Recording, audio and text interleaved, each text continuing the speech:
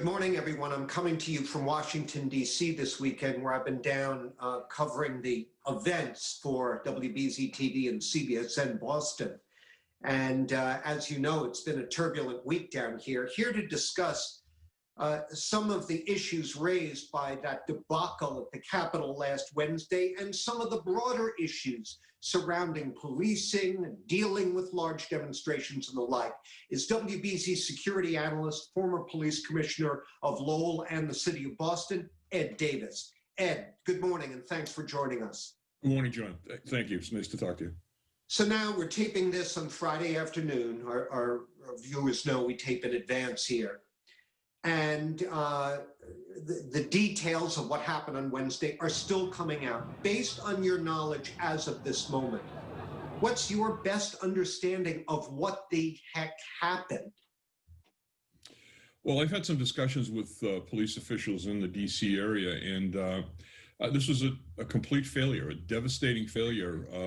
Will go down in the annals of police history as a major mistake. There was an enormous amount of intelligence out there that was going to be a problem.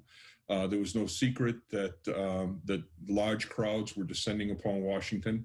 The only thing they didn't know was the president was going to act in an insightful manner like he did.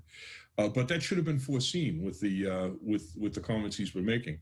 So here they were guarding the jewels of the democracy, the electoral college votes that had to be processed and certified.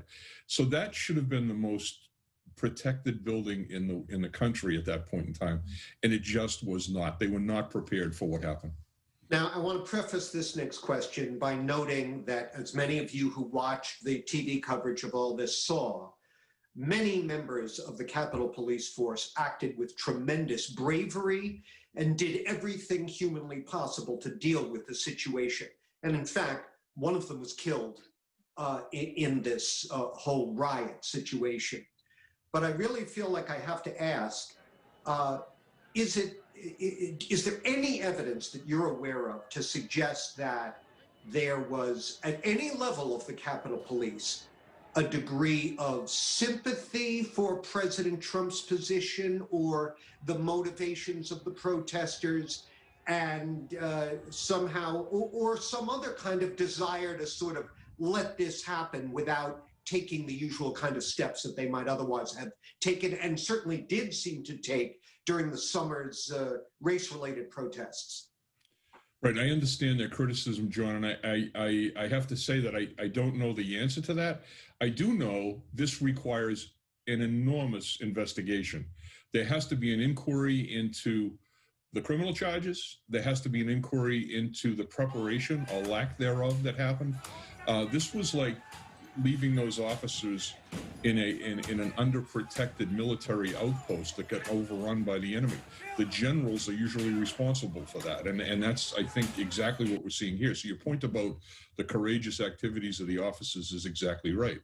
But the public deserves a full explanation of what happened here, what they were thinking, why the doors were opened, why the certain things happened. There could be explanations for it, but it looks bad, and we need to know. I mean, we have to take our break, but there is video of the onrushing rioters being waved on by uniformed Capitol Police. At least one piece of video of one of them taking a selfie with these thugs. When you see that, what goes through your mind briefly, Ed? I know the police are trained not to be partial, to be impartial in these situations. If you're working a strike, you're not supposed to show support on either side, and that's true for any demonstration. So whoever did that is making a huge mistake and is doing it against the rules.